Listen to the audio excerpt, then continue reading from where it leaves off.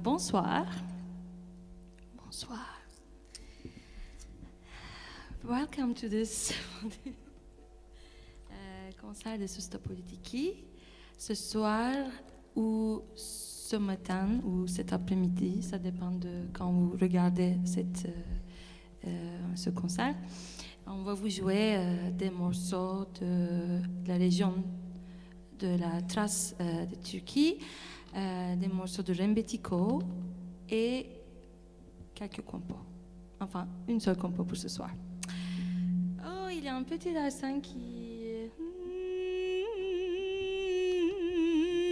Ok.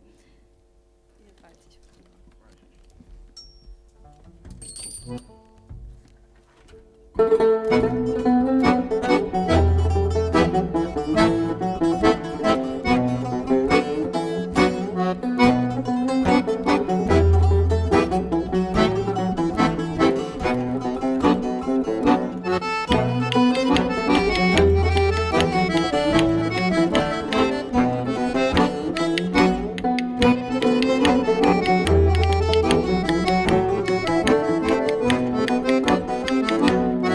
Some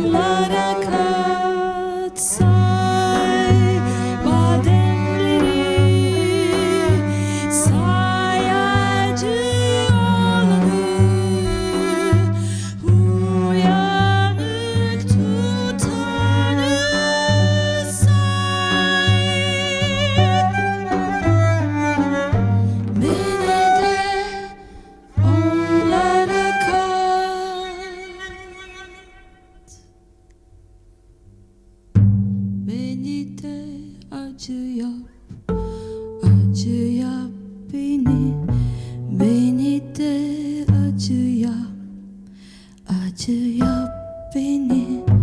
Bademlerden say beni, bademlerden say beni, beni de acı yap, acı yap beni, beni de acı yap, acı yap beni. Bademlerden say beni, bademlerden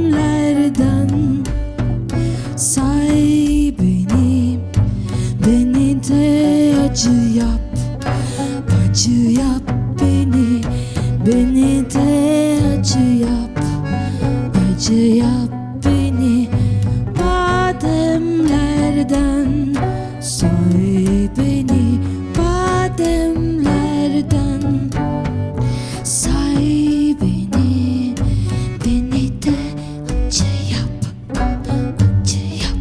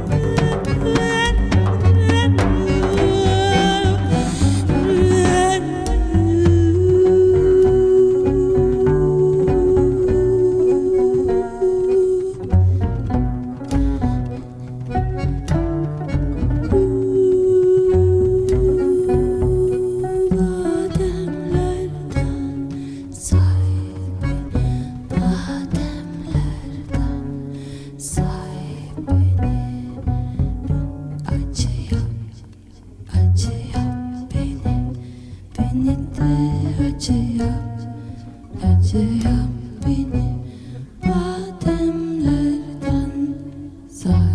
beni.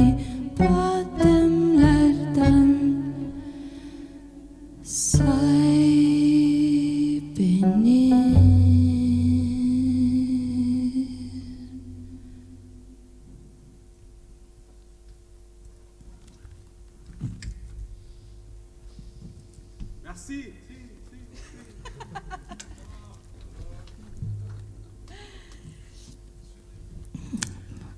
Merci beaucoup.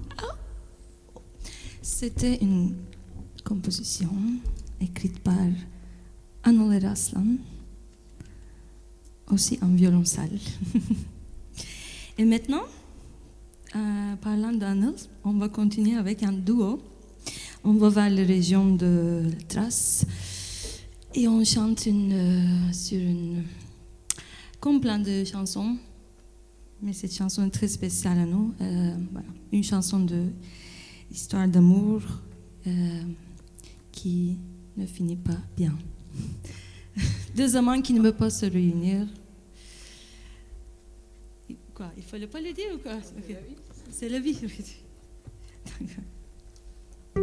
Maestro.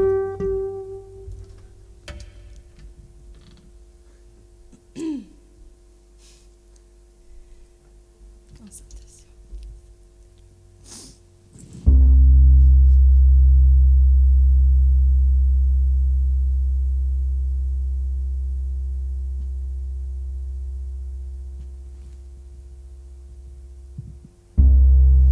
Çıkayım gideyim uğrum eline, aman aman.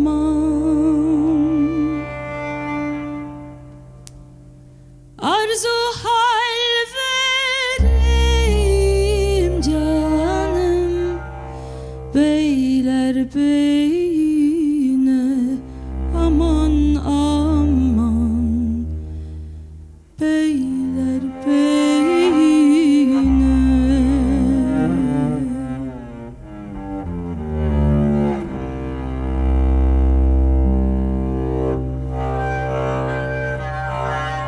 Kimleri sarayım yar senin yerine, aman aman. Gizli gizli sevdalarımız aşikar oldu, aman aman, aşikar oldu.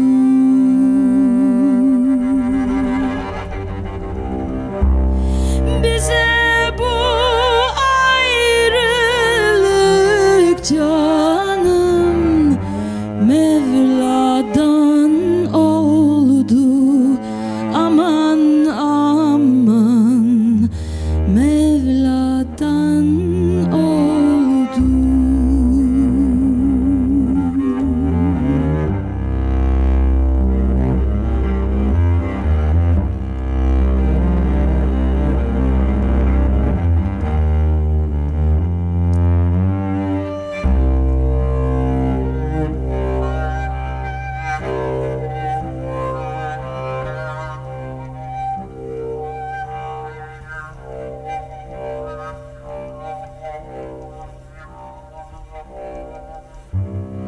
Çıkayım gideyim bir uçtan uca, aman aman. Göstereyim sana canım ayrılık nice, aman aman, ayrılık nice. Kurbanlar keseyim sardığın gece, aman aman. Gizli gizli sevdalarımız aşikar oldu, aman aman, aşikar oldu. Bize bu ayrılık canım Mevla'dan oldu, aman aman, Mevla'dan oldu.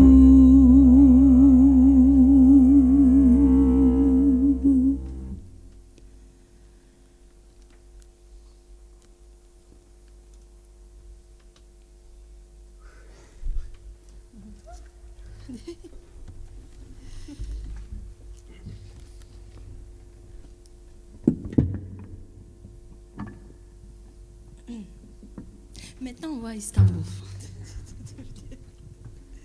Voyage avec Soustopoltiki. Tous les voyages, on ne peut pas faire.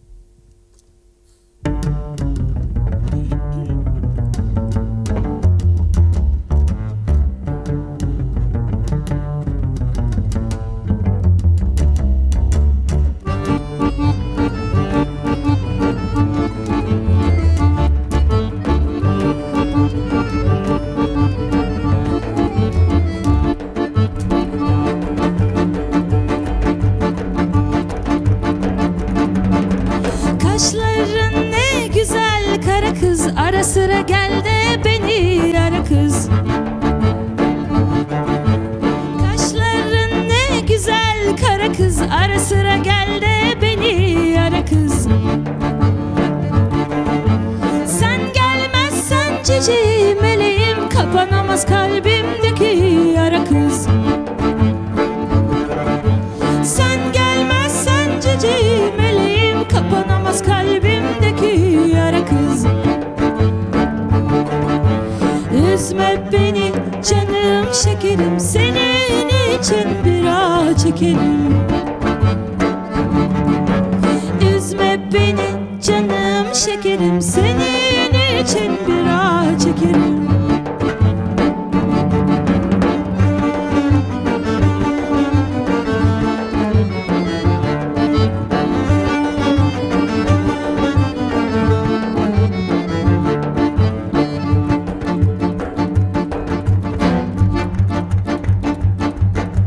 Gözlerine güzel bakıyor, o bakışların beni çok yakıyor.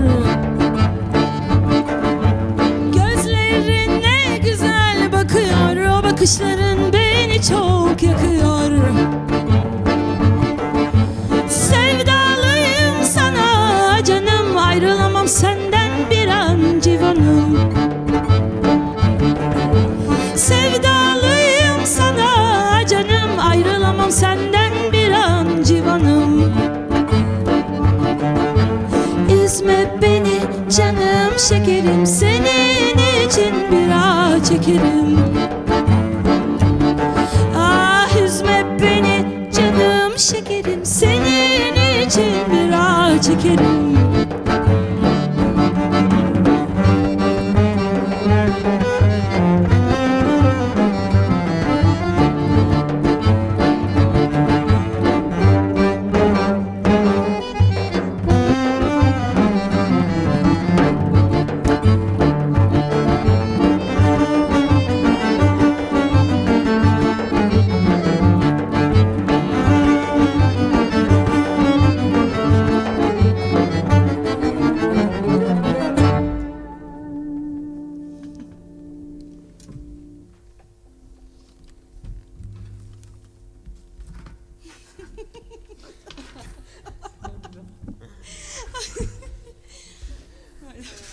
On dirait qu'il a un public qui est vraiment mécontent de nous, pas qu'on fait, pas qu'on fait. Ok, donc, rétrospection. Ah, et maintenant, oui, un morceau où je vais jouer les îles. Donc, je vous... Quoi? Et pour ça, pour jouer les îles, il faut que je bois un peu de l'eau. De l'eau, ça marche. Et puis, aussi, il faut que je trouve les îles. Et puis, c'est bon. Les îles from Istanbul.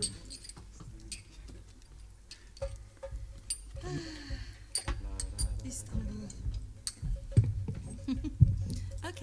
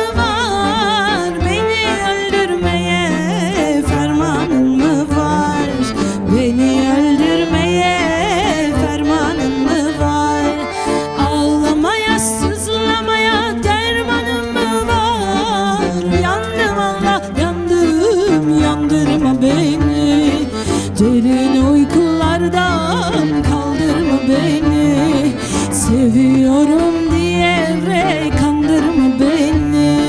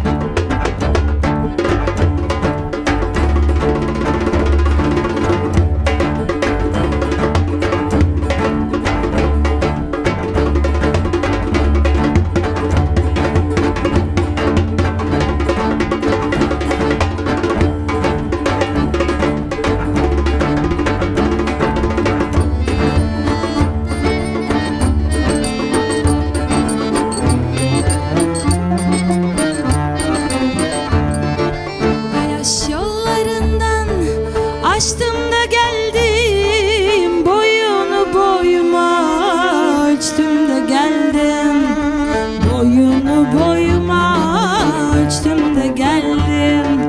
Güzeller içinden seçtim de geldim. Yandım Allah yandım, yandırma beni. Derin uykulardan kaldırma beni. Seviyorum diyerek kandırma beni. Derin uykulardan kaldırma beni. Seviyorum diyerek kandırma beni.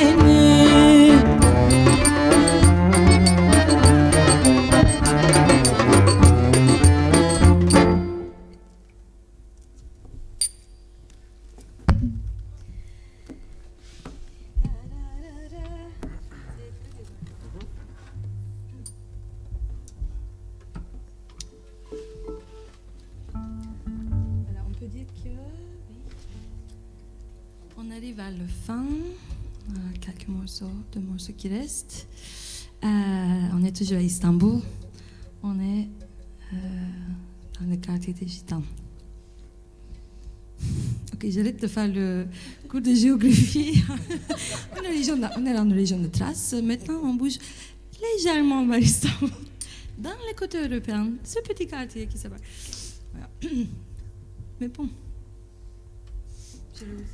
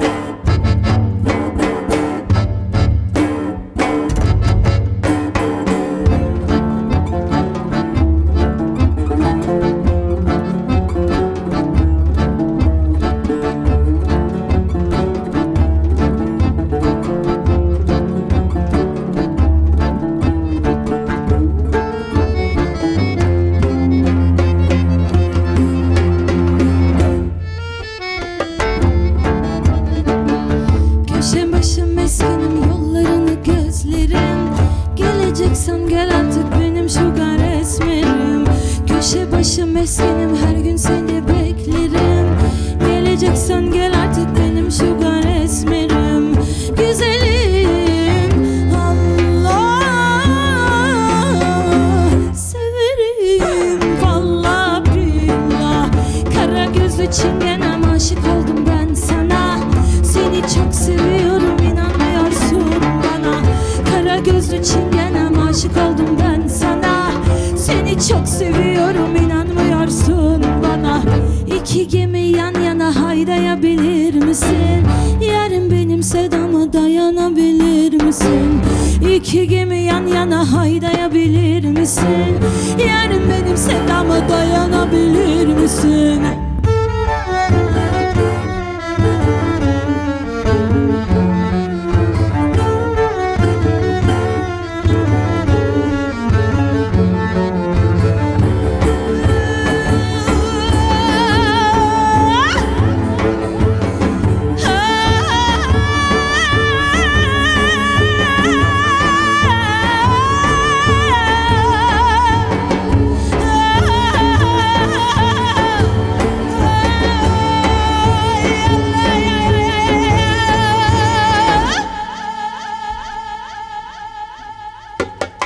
Mandalları saklamam, kaybolursa aramam.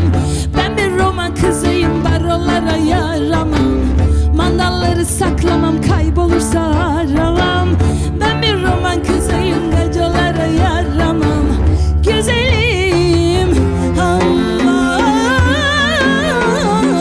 severim vallah billah. Kara gözlü çingenem, aşık oldum ben sana. Seni çok seviyorum, inanmıyorsun bana. Kara gözlü çingenem, aşık oldum ben sana.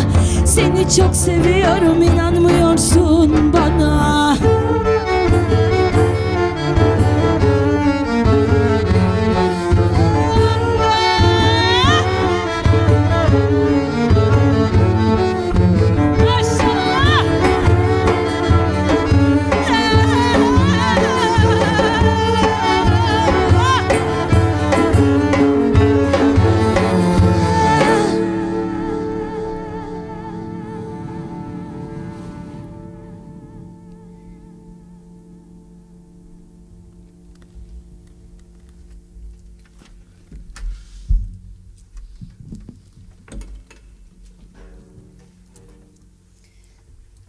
Et enfin, c'est pas fini.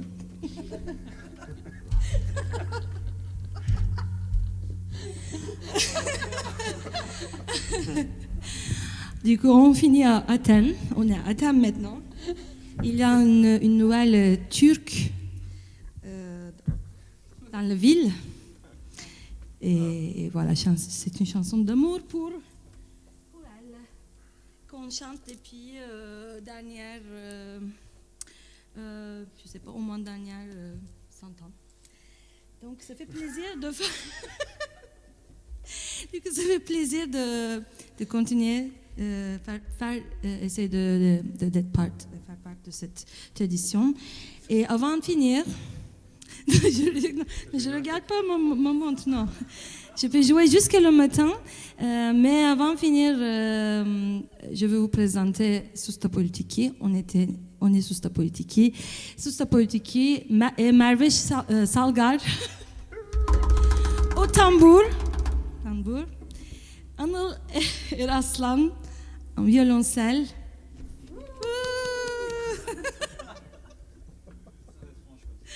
Merci beaucoup. Yves Béraud en accordéon. Et on va se rappeler de ce moment-là, mais avec plaisir, j'espère, pour vous aussi. Et Étienne Grouel en percussion et en bouzouki. Bouzouki aussi.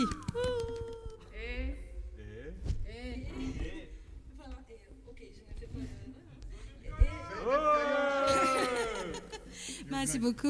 Non, c'était une blague. Et moi, Zeynep Kaya au chant. Merci d'être venu. Je pense qu'on entend, il faut qu'on finisse là. Toutes les émotions de moi vont bientôt sortir, donc c'est le dernier morceau. Merci à Gwen au son, merci à toute l'équipe pour leur soutien, pour leur aide, à notre équipe de captation aussi. Et merci à la ville, merci Maison Bleue. Bonsoir. Ok. Là, c'est bon. Ok, là, je parle plus. D'accord, je parle plus. Ah, mais c'est moi qui vais jouer les îles. D'accord, donc... Normalement, c'est le moment, quand je parle trop comme ça, les gens, le public rigole. Mais, évidemment, là, on se rigole toute seule. C'est comme ça.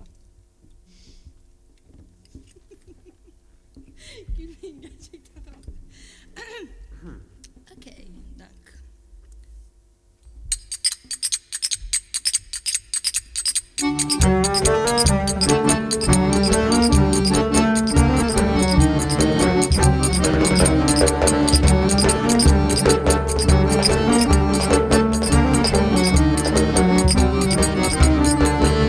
Mia politis senza pena, pudine da stina.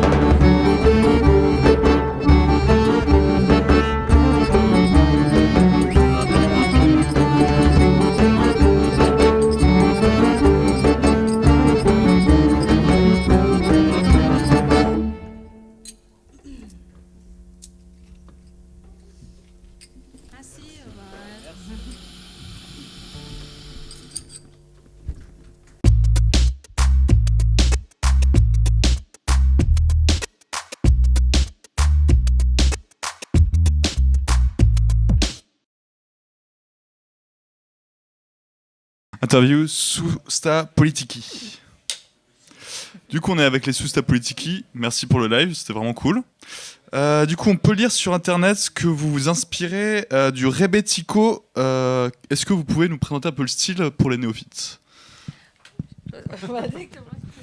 Oui, alors c'est difficile parce que dès qu'on parle d'un style de musique, c'est difficile à expliquer en 2-3 mots. Ouais.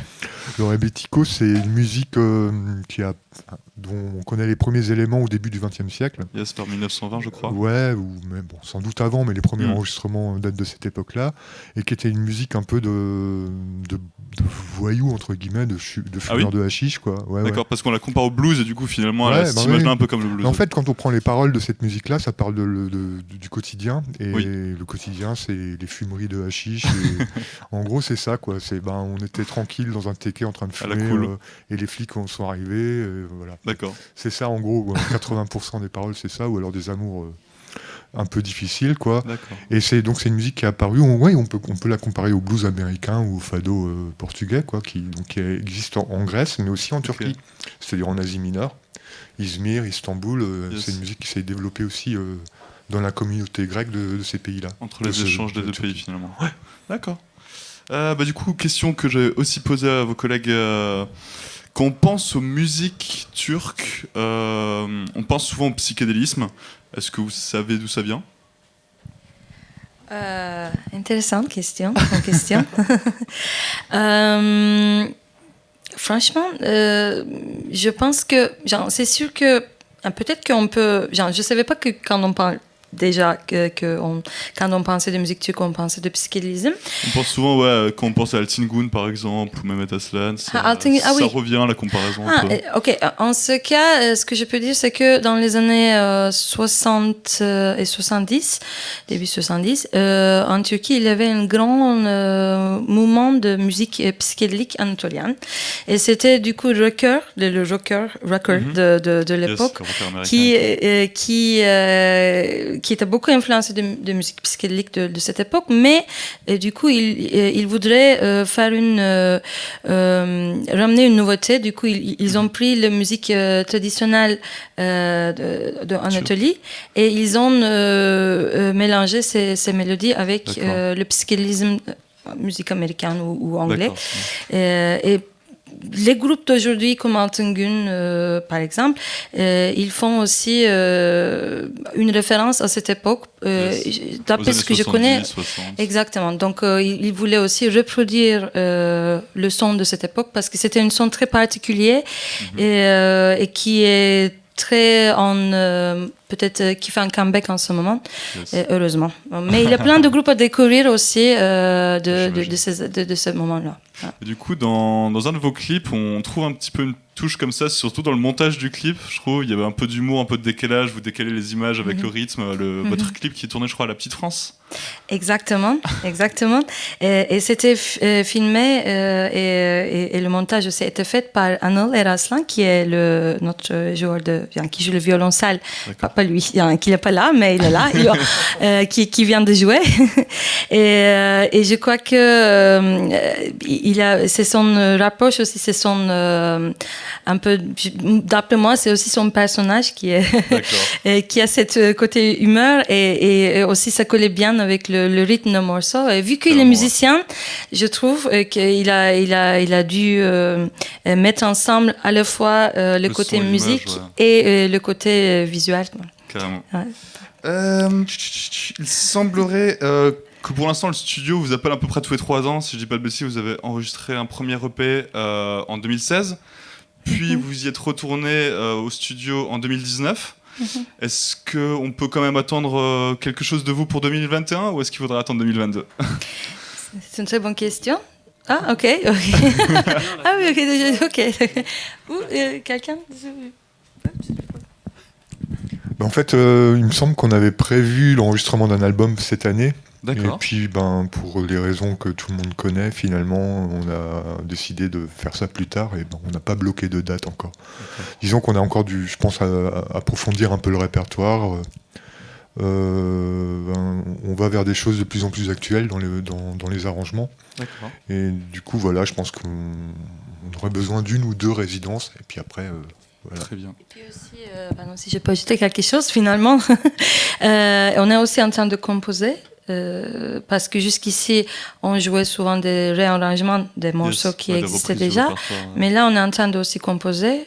Par exemple, on vient de jouer un compo dans le concert qui va être diffusé. Et puis, il me semble qu'on a tous envie de faire, de faire vivre ces musiques avec notre arrangement, mais aussi ajouter des compositions. Mais c'est dans notre plan dans le proche futur de produire un album. Et on aimerait enregistrer aussi en partie à Istanbul, en partie à Strasbourg peut-être. Donc c'est sûrement dans les plans, mais je pense qu'on ne peut pas dire... On espère bien que ça sort en 2021, peut-être vers le fin. On croise les doigts. Ouais, exactement. On espère en entendre plus de vous pour 2021. Et puis là-dessus, on va souhaiter à tout le monde un joyeux Noël. Et merci d'avoir été avec nous. Merci pour votre live. Merci à vous. Merci.